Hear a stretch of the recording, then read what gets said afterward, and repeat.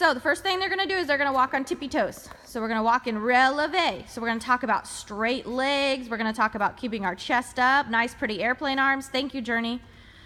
We're gonna talk about doing our best. So before they start beam, I explained to them which order I wanted them to go through all the beams. So they're gonna do the same thing on all 4 beams, and then they're gonna come back and we'll do the next thing.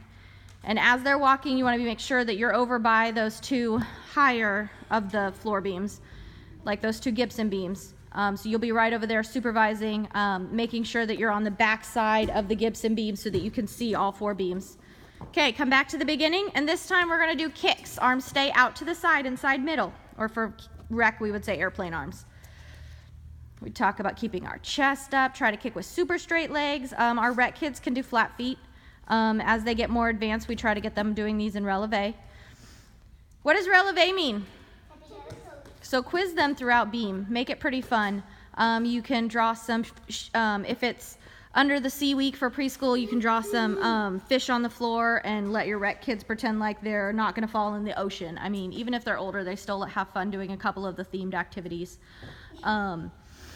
If it's Thanksgiving, you can draw some turkeys on the floor and tell them not to squish the turkeys, or whatever the case may be. But you can make it fun. Sometimes with my preschoolers or junior level ones, I'll make it a game saying that we're going on an adventure through the jungle and we can't fall off the beam, or we're gonna wake the tiger or scare the snake. Okay guys, this time we're gonna walk sideways.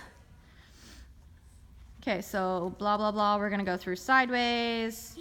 Okay, we're gonna pretend like they've done all the beams, then come back. Okay, the next thing we're gonna do is we're gonna walk backwards. Now when we do backwards, we're gonna use our toe to tap behind us. Go ahead and do this on flat feet. Use your toe to tap behind you. We're gonna try not to peek with our eyes. Now, I don't like them to do backwards on the Gibson beams until you are comfortable with their skills.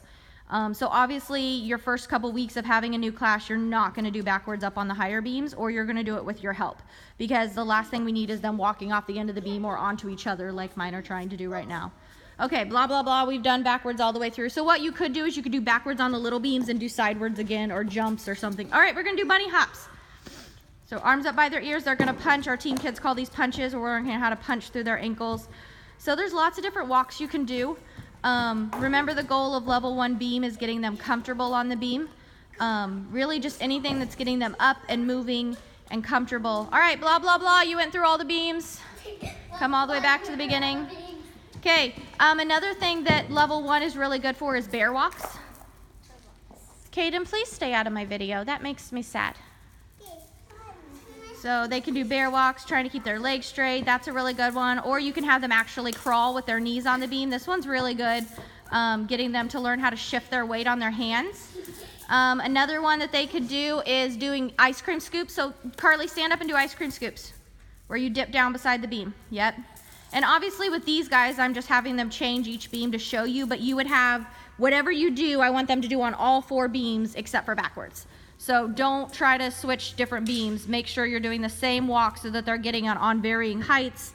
This beam's a little bit fatter than the other one, so they're getting different textures, different widths.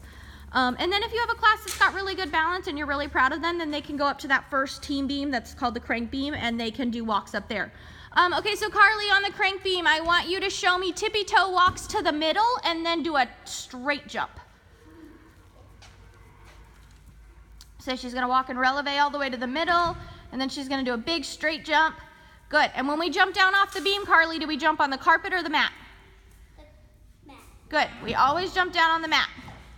Make sure you teach your kids that whenever they're jumping off of a big beam, they never jump on the floor, they always jump onto a mat. And I know you're not gonna jump off the end of that beam. I know, okay. I just did. Okay. And then I would, yeah. You hop down, okay. But I want the rec kids to do a jump down and stick and finish on the 8-incher. Oh, that. Carly will demonstrate. Yes, I will demonstrate. Okay, so she's gonna walk in releve all the way to the middle. And then she's gonna jump down onto the 8-incher. Okay, so they can either jump like that or they can turn sideways and jump like Journey did. So okay. you can go like